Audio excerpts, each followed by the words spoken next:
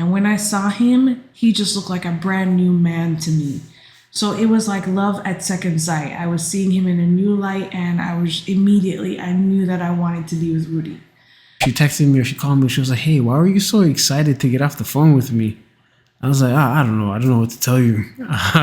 I had stuff to do. That's all I remember. Right. He was talking to his future wife. That's why he was excited. Girls don't get it twisted. Larianne and Roody. Hey guys, it's Larianne. And Roody. And we're back at it again with another episode of whatever it is that this podcast is called. We should just name this podcast whatever it is. Whatever it is that we feel like. It's whatever. Actually, that's better. It's whatever. But you know what we're doing today, Mr. Rooney? Talking. We're doing a story time. We talk every time. You have sense? We're doing a story time, and I'm talking about the time when I fell in love with Roody. It was love at second sight. It was love at second sight. That's a song? I know from the way he looked at me. If you know that song, you a real one. Because I know Roody doesn't know it. You know?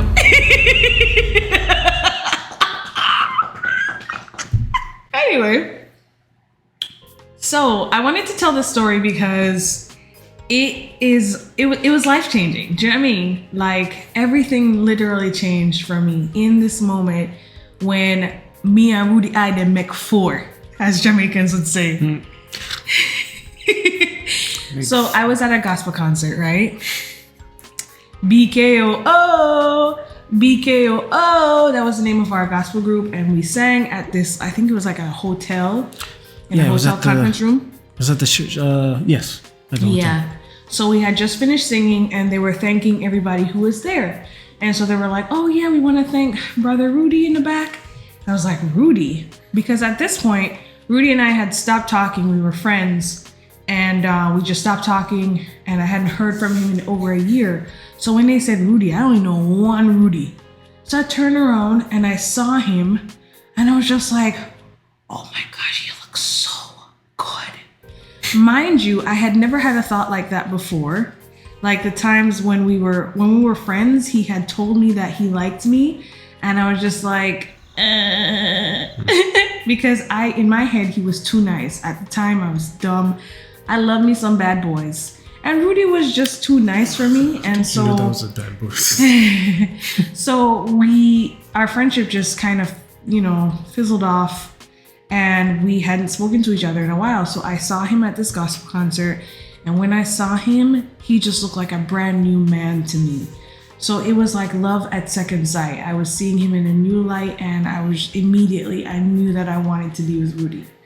So is it really love at second sight if when you finally saw me, you were like, but that would have meant that you saw me at one time previously and you were like, if it's love at second sight? Love at second sight means that I had seen you in a new light. Don't dissect what me I said to you. So, but Roody, what about the first light? The first time I saw you, I was not in love with you. So then there was no love at second sight if there was never a first. Right? No. It's okay. Whatever. And maybe I'm... Comment below if you understand what I mean when I say I'm seeing him in a new light. Just take the compliment, not my use. It's a compliment. So anyway, the problem was that I was in a situationship with a guy who I didn't even realize was friends with Roody. Like I didn't know that you guys were friends. Yeah, I just, 5th grade, middle school, high school, not friends. I didn't know. So we were in a situationship, but the thing was, I didn't have any desire to be with this guy exclusively. Like it was just fun. We were having fun. And I was like, oh man, I don't want to be with this guy anymore. I want to be with Roody. So I went and I spoke to Nancy, who is Roody's god sister. After the concert, I was like, I'm with this guy, but I want to be with Roody. And she was just like, just go for it. Because I'm pretty sure that Nancy knew that you... Who didn't know? Roody, okay, so Roody had liked me since I was in the 9th grade. He was in 10th. He had never told me how he felt, but he had been in love with me at this point for like 4 years. So when Nancy heard that I wanted to be with Rudy, I'm sure she was like screaming inside because she had been hearing about me for 4 years. So if she even, really knew how Rudy felt. Oh, she knew. So when I went home, I got on the phone. I don't know if I called the guy first or if I texted Rudy first, but I said, "Hey, Rudy, I want to start talking again." Like, I just messaged him. In all caps. In all caps. I messaged him and I was just like, I want to be friends again. And that was the start of our like friendship again, but like kind of geared towards dating because, now we knew that we liked each other. And I just had tunnel vision. I called the guy at some point. I said, "I don't want to do this anymore. And you are still in love with your ex." And he was just like, "What are you talking about? Is there somebody else?" And I was honest. I was just like, "Yeah." It's like, "Yeah, there is someone else." And then Rudy told me something the other day that he said to him about the handing me over. Yeah, nah. It was just a little awkward. Like, I was just trying to be respectful because I didn't know how deep their combos were and stuff like that. So I was just like, "Hey, like, is this serious between the two of you?" And he was kind of like, "Nah, man, it's cool." It was like, maybe it was after you talked to him because he was like, "Nah, it's cool, man. You can talk to her." And I just know that through conversation with a whole bunch of guys, we were all together, and he was kind of like, "Yeah, man." So I handed it over, and I was like, I don't know if I like the term handing her over. Maybe it was the term. I don't know. I don't like it either. It had bothered me. Maybe he didn't mean anything bad by it. I don't know. That man had the biggest ego. He meant something by it. He didn't like the fact that I had broken things off and that I was basically leaving him for someone else. Would any guy be happy that you're Yes, but I mean, you don't need to say that. Like, what am I, an object that you just handed to someone? That's what I'm It's like, here's this bottle of water, I'm giving it to you. No, get out of here. Yeah, I just feel like and feast, you know what's on. I feel like people nowadays are really or are more careful with what they say and how they say it. I hope But so. back then, I mean, we're just left high school. Nobody's We were paying 18. attention. Yeah, we were really young. Maybe it's not as bad as I thought it was. Yeah, but I just don't like the fact that he said that because of the conversation that I had with him. Like, I'm the one who broke things off with you. If anything, I handed you off back to your ex who didn't even want you back. Oh, no. Anyway, let's move on because now I'm getting a little angry. It's the pregnancy hormones. So yeah, I had tunnel visions. I only had eyes for Rudy the whole time. I didn't care what I had to do. I didn't care what I had to say. I knew that I wanted to be with this man. And God, I feel like, in my head, God had revealed to me that this was a man that I was going to marry at that concert when I saw him. Oh, yeah? 100%. Because, again, I was very young. And at that point, I had never really thought about marriage that much. I had a lot of relationships between 2007 and 2009. I was a hot mess. So first of all, I dated two freshmen in 2007 as a senior in high school. And then I dated a sophomore at the beginning of 2008. Then I dated a freshman in college after that. And then that guy was the one that I was talking about marriage with. He was older and he was a little bit more serious. He was in the army. He said that he was going to buy me an engagement ring when he gets his money in his junior year. Like, I was like, yes, this is awesome. I loved that man and it was great. It was a wonderful plan. Not unfortunately, it didn't work out because we just grew apart and it was just not going to work out. Then I started dating my best friend. Then I dumped my best friend. Then I fell in like with this guy at Winterfest. Then that was like a week. I was heavily infatuated with that little boy though. For a week. He was 16 years old and I was 18 years old when I fell in like with that man. For a week. Found out that he lived very close to me and went to the church down the street. Mm-hmm. So I met up with him and then after the church event, he was just like, I don't like you like that anymore. And I'm like, what do you mean? So then to get over him, I got with the guy that I had left for Rudy. That's why I jumped into that, because that guy, he was known for being a player and all that stuff, and for me to get with him was just not, that was out of character for me. But I really wanted to get over this other guy who like kind of broke my heart, because what do you mean you don't like me? And that's why it was just a situationship. I didn't want anything serious. Honestly, I was just sad. And then I saw Rudy. So I was a hot mess, boys and girls. Okay.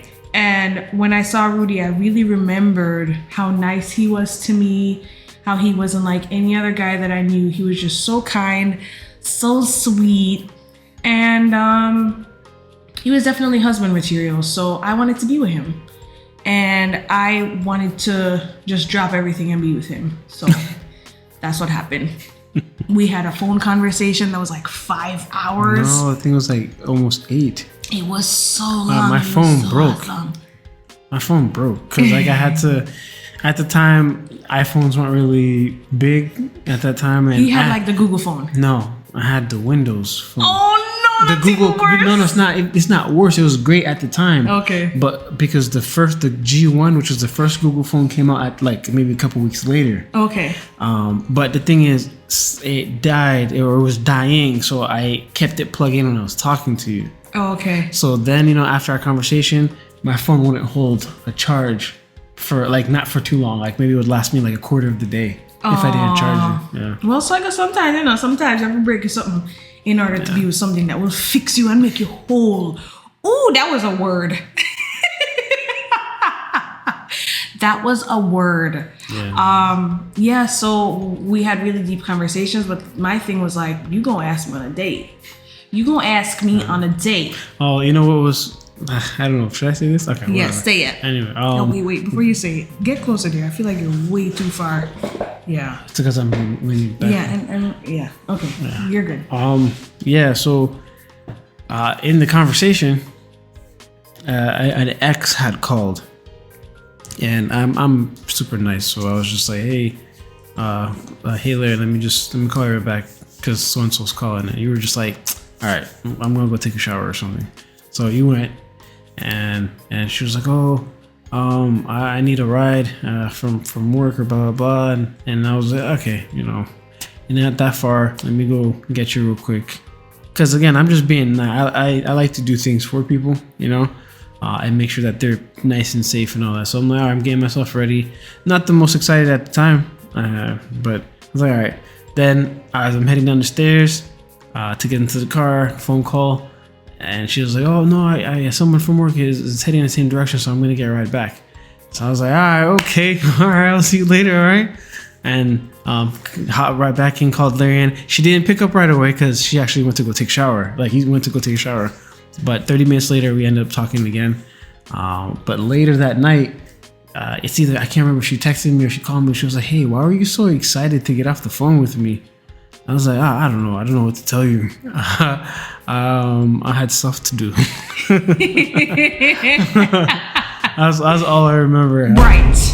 He was talking to his future wife. That's why he was excited. Girls don't get it twisted. Yeah, so, I really like our little love story, you know what I'm saying? Because honestly, I feel like, I know that some of you are probably judging me really hard. You're like, dad, girl, you were dating how many guys before you met this man? A lot. I was with a lot of frogs, okay? No offense if any of the frogs are watching. No, man. I'm sorry. I kissed a lot of frogs, and I feel like the only reason why God allowed me to kiss so many frogs was that he needed me to see how good of a man this man over here is. Like, I feel like that's because otherwise it wouldn't have happened. Because like I said, I like bad boys, and Rudy's not a bad boy. I'm not a boy. I'm not a boy. Okay, you weren't a bad boy back then, okay? I was a man the whole time. The whole time I was born. Yeah. So, I like it. It makes me look bad. It makes me sound bad. But I kissed a lot of guys and I kissed a lot of frogs and then I ended up with my prince. So why are we kissing so many frogs and guys? Huh? You're kissing frogs and guys? Rudy, you tough and nice. Come on. But yeah, guys, I look forward to sharing more story times like this with you. I'm so excited that we're doing this because and I'm gonna end up telling my side of the story too. Yeah, you could tell your side from when you first saw me in 9th grade, and it was truly love at first sight. Yeah, not at second sight. I don't know. Not at second, like mine. For him, it was first. All right, thank you guys so much for watching. Feel free to leave a comment, like this video, subscribe, and we'll see you next time. Bye. Bye. Raising a family. This is how life should be. This is their story.